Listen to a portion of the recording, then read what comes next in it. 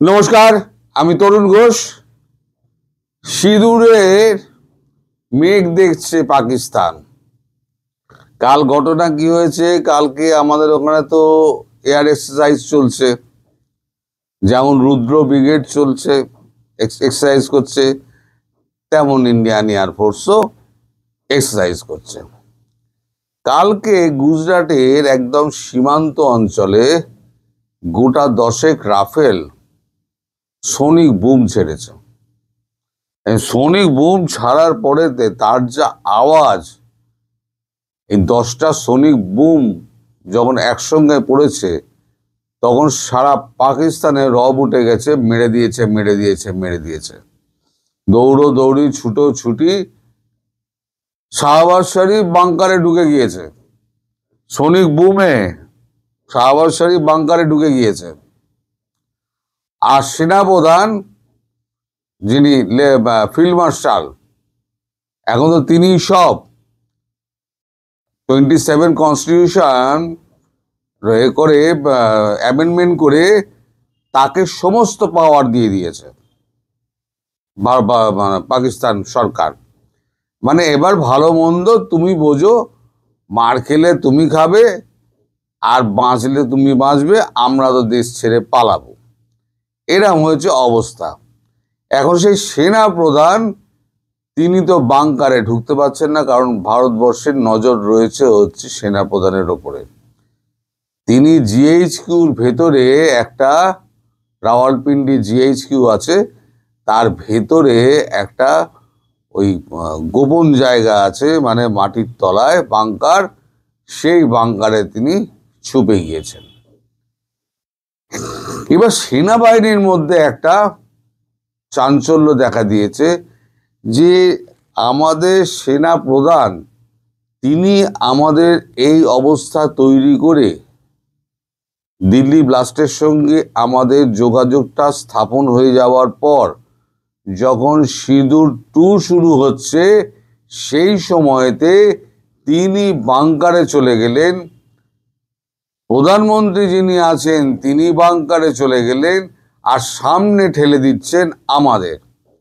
সেই নিয়ে সেনাদের মধ্যে একটা মারাত্মক রকমের একটা উত্তেজনা তৈরি হয়েছে, এবং সেটা মানে বিদ্রোহের দিকে হয়তো গেলেও যেতে পারে, এখনই বলা যাচ্ছে না, কিন্তু বিদ্রোহের দিকে গেলেও যেতে পারে। এই অবস্থায় পাকিস্তান লড়বে কি করে? এক হচ্ছে ভয়, 2 হচ্ছে সেনা প্রধানের অনুপস্থিতি।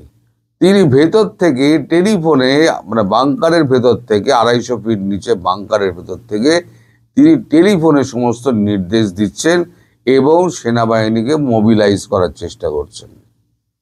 তিনি সাহায্য চেয়েছেন আমেরিকার এবং সাহায্য চেয়েছেন চীনের। আমেরিকা তো মেরে দিয়েছে 1 লাথ, কারণ এখন তো ভারতবর্ষকে দরকার আমেরিকার। ফলে কেন তুই তোর মতো ভিখারির সঙ্গে আমি যাব, মেরে দিয়েছে 1 লাথ। আর চীন গত পরশুদিনকে এমন একটা স্টেটমেন্ট দিয়ে দিয়েছে লালকেল্লার ঘটনার পর, যে এই সন্ত্রাসবাদের বিপক্ষে আমরা দাঁড়িয়ে ভারতবর্ষের যে ঘটনা ঘটেছে তাতে আমরা সমব্যথী এবং সর্বপ্রকার সাহায্যের জন্য আমরা ভারতবর্ষের পাশেই আছি। চীনের এই বিবৃতিটা ওদের যে গ্লোবাল পোস্টে, মর্নিং গ্লোবাল না কি একটা কাগজ হয় চায়নার, সেখানে প্রকাশ করার পর তারপরেতে একবারে পাকিস্তানে আরও তুলকালাম লেগে গেছে, যে পাশ থেকে আমেরিকা সরে গেল, পাশ থেকে চীন সরে গেল, তাহলে আমাদের রইলটা কি?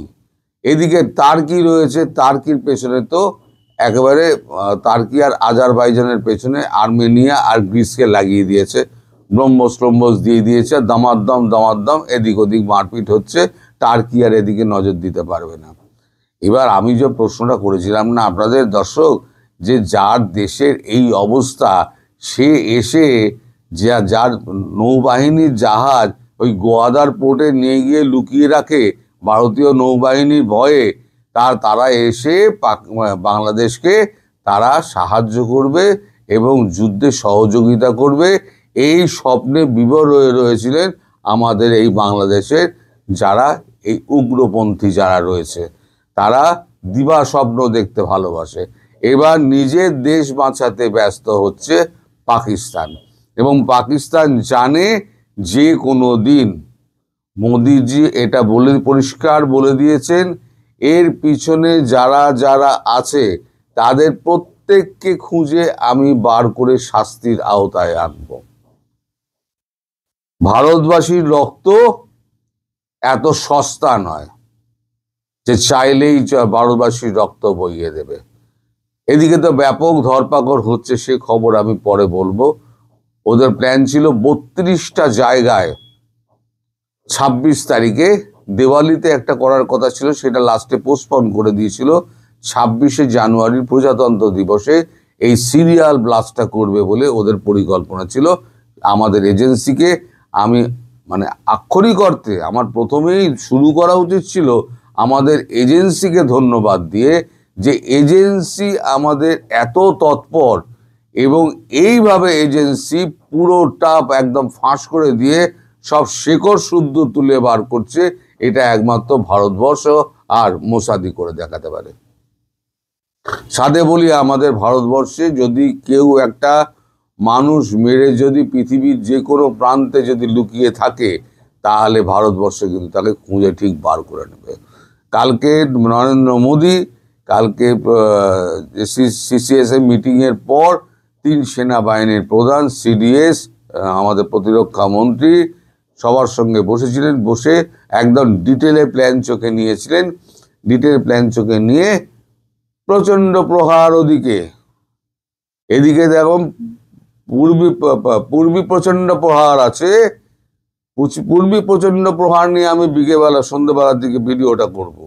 এদিকে হচ্ছে পশ্চিমে যেটা আছে প্রচণ্ড প্রহার, আর তার মধ্যে আছে রুদ্র ব্রিগেড। রুদ্র ব্রিগেড হচ্ছে কি 24 ঘন্টা ইন্টু 365 দিন এরা একদম অ্যালার্ট থাকে সব সময় যুদ্ধ করার জন্য।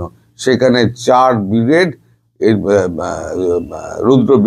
রুদ্র ব্যাটালিয়ন, সেখানে রুদ্র ব্রিগেড সেখানে বসে আছে। এবার এরা একটা সংকেত পাবে আর সঙ্গে সঙ্গে একেবারে করাচি অভিমুখে ট্যাঙ্ক দিয়ে রওনা হবে। এদিকে পাকিস্তান এত ভয় পেয়েছে, একদিকে হচ্ছে আফগানিস্তানের সঙ্গে মারপিট হচ্ছে চূড়ান্তভাবে, আবার মধ্যিখান দিয়ে যে আমাদের কাশ্মীরের একদিক দিয়ে সৈন্য তুলে নিয়ে গিয়ে ট্যাঙ্ক ফ্যাঙ্ক দিয়ে কোনো রকমে একটু এগুনোর চেষ্টা করছে সার্কিকের দিকে। কিন্তু ওই সনিক বোম যখন ছেড়েছে 10টা, তখন ওই ট্যাঙ্ক ঘুরিয়ে সোজা একদম করাচির দিকে পালিয়ে গিয়েছে, মানে আর এদিকে আসেনি। কারণ বুঝতে পেরেছে, হয়তো মনে করেছে হয়তো মিসাইল ফিসাইল মারছে, কোথায় গিয়ে পড়ছে দেখতে তো পাচ্ছি না, কিন্তু শব্দ তো পাওয়া যাচ্ছে। শব্দ তো সবার আগে আসে, শব্দ পাওয়া যাচ্ছে। ওদিকে মারলে সনিক বুম, সেটা তো ধরতে পারিনি। তবে এই যে ফলস ফ্ল্যাগ অপারেশনটা হলো না, এই ফলস ফ্ল্যাগ অপারেশনের পর এখন যে কোনো দিন পাকিস্তানকে মারবে। পাকিস্তানের প্রধানমন্ত্রী আন্ডারগ্রাউন্ডে চলে গেছে, সেনাপ্রধান আন্ডারগ্রাউন্ডে চলে গেছে, সামনে পড়ে রয়েছে নিরীহ সৈন্যবাহিনী, তারা পটাপট মরবে। তারা এখন বিক্ষোভ দেখাতে শুরু করেছে এবং বিদ্রোহ খুব শিগগির পাকিস্তানি সেনাবাহিনীর মধ্যে শুরু হবে। এটা আপনারা লিখে নিন। এখন যা অবস্থা, পাকিস্তান এখন ফাঁদে পড়ে গেছে। তার পাশে নেই আমেরিকা, তার পাশে নেই চীন, তার পাশে নেই টার্কি। কারণ টার্কি নিজের ব্যাপারে এত ব্যস্ত হয়ে রয়েছে, টার্কির এদিকে নজর দেওয়ার মানে সময় পাবে না। আর বাকি বিশ্ব তো কেউ পাত্তাই দেয় না। সেখানে বাংলাদেশের অবস্থাটা কি হবে এবার আপনারা ভেবে দেখুন। এই বাংলাদেশ কি করছে, কত রকম খেলছে, এবং ভারতবর্ষের সঙ্গে কিরকম তার মানে সখ্যতা গড়ার চেষ্টা করছে, এবং কিভাবে হাতে পায়ে ধরছে, সে খবর আমি বিকেলবেলা বলবো। আর এনিমি অফ দ্য নেশন যেটা ঘোষণা করার আমাদের, মানে এনিমি স্টেট তো পাকিস্তান ঘোষিত। আপনি গুগলে মারুন এনিমি স্টেট অফ ইন্ডিয়া, গুগলে মারুন, দেখতে পেয়ে যাবেন সবার ওপরে আছে চায়না, তারপরে আছে ভারত। এখন চায়না চলে গেছে কিন্তু ওরা রয়ে গেছে, তারপরে আছে পাকিস্তান। তারপরে আছে ইউএস আছে, তারপরেতে আপনার ব্রিটেন আছে, এই সমস্ত পরপর রয়েছে। কিন্তু সবার ওপরে রয়েছে পাকিস্তান, যাকে এনিমি স্টেট বলে দাগিয়ে দিয়েছে। এবার ইউনূসকে এনিমি অব দ্য কান্ট্রি বলে দিয়েছে, বলে দেওয়ার প্রক্রিয়া শুরু হয়েছে। খুব শীঘ্রই সে প্রক্রিয়া শেষ হয়ে যাবে এবং তার ফলে কি কি হতে পারে না হতে পারে সেটা আমি সন্ধ্যেবেলার ভিডিওতে বলবো। এবং আরও প্রচুর খবর রয়েছে, যে খবরগুলো আপনাদের মনোরঞ্জনের পক্ষে বেশ ভালো। ছোট ভিডিও করব, কিন্তু পুরোটা দেখার অনুরোধ করে রইল। আমি এখানে আজকের সকালের খবরটা শেষ করছি। সবাই ভালো থাকবেন, সুস্থ থাকবেন, সাবধানে থাকবেন। নমস্কার।